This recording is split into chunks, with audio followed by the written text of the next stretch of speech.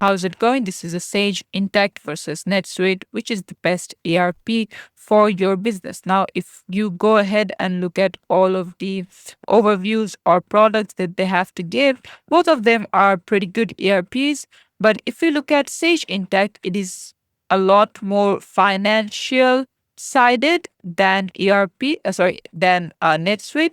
NetSuite will give you not only CRM but all the ERP, then inventory management, accounting software, and even e-commerce that you're going to get on NetSuite. One of the downsides is that NetSuite is a bit more expensive than compared to Sage Intacct. So maybe that is something you want to keep in your mind. Sage Intacct is easier to use, but NetSuite has a deeper learning curve.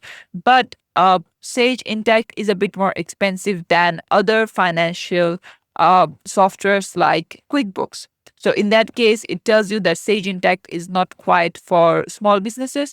So in conclusion, if you need something that is financial related for your ERP, Sage Intacct is the way to go. But if you need all in one and not just finances, but ERP, CRM, e-commerce, things like that, in that case, NetSuite is the way to go.